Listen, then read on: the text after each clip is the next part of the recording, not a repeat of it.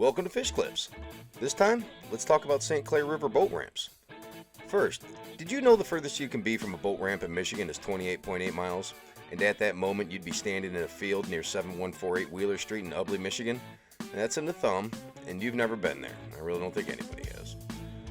Moving on, let's run through the options on this waterway. Then we'll start at the top and provide a little more detail. Starting in the north, Riverside Boat Launch, also known as the Black River I-94 Bridge Boat Launch.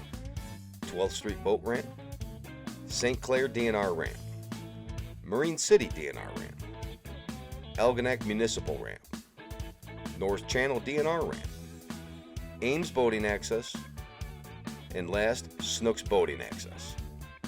In the description, I have a link to a Google Maps list where all these are saved. Click on it and save the list for your Google Maps and reference it later. Alright, back to the top. Farthest north, Riverside Launch, also known as the Black River I-94 Bridge Launch. It's depending on who you listen to. It's located at 1775 Scott Avenue in Port Huron.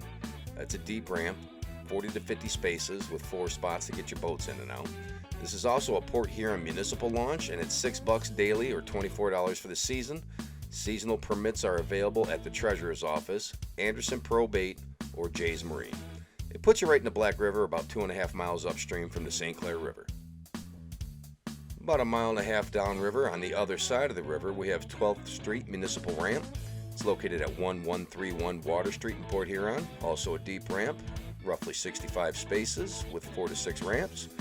Again, $6 for the daily, $24 for the seasonal. This puts you into the Black River, roughly 1 mile from the St. Clair River, and from there you have to go under 3 bridges. Jay's Marine is a convenient pit stop on the way to the St. Clair River with a dock access in the back.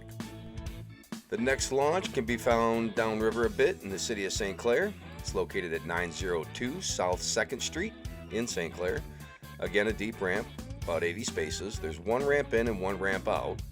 You have to either go under a drawbridge or call for a lift. I think most of your boats would just fit under the bridge. It opens on the half hour and the hour, 8 a.m. to 2 p.m. The bridge monitors channel 9, or there's a phone number linked in the description. The ramp dumps you into the Pine River just before it dumps into the St. Clair River a couple miles south of Stag Island.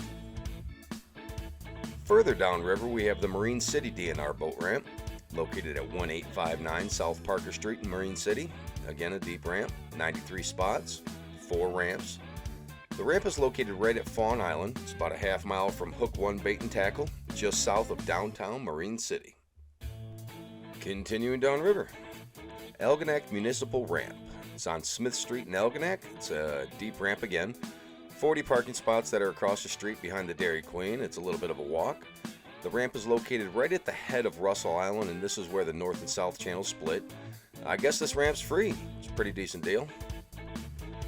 If you come around the bend formed by the city of Algonac, we'll make our way to the North Channel DNR launch, located at 2635 Point Tremble Road in Algonac. It's a deep ramp, roughly 158 spots. It's a half mile upriver from the Harsens Island Ferry. Our last 2 launches are small boating access sites you can find on Harsens Island. First up is Ames Boating Access Site. It's located on Middle Channel Drive. It's a small launch. I've never seen it, but from the satellite photo you can see that there's a small bridge to get under to access the middle channel of the St. Clair River. It's pretty much a duck boat, PWC, and kayak launch. Snooks Boating Access is the last one on our list, located at 6651 Middle Channel Drive. This is about 1 mile south of Ames Boating Access on the same street. It's a shallow ramp. It's going to limit the boat size. To the west is the middle channel of Harsens Island. To the east is the Little Muscamoot Bay via the Snook Highway. There's a small bridge with clearance concerns to get to the middle channel. It has flooded in the past. I have no idea how often that happens. There's roughly 35 parking spots and a couple of ramps. From what I gather, those are the options you have to get on the water. All DNR ramps will require the rec pass or a daily fee if you don't have one. Keep in mind, many ramps close and docks get pulled for the winter. You can follow the links in the description below for contact info so you can check the status of the ramp before making the trip. If I made mistakes or forgot anything, feel free to comment below. If you find this content useful, click the buttons below that indicate that you found this content useful. See ya.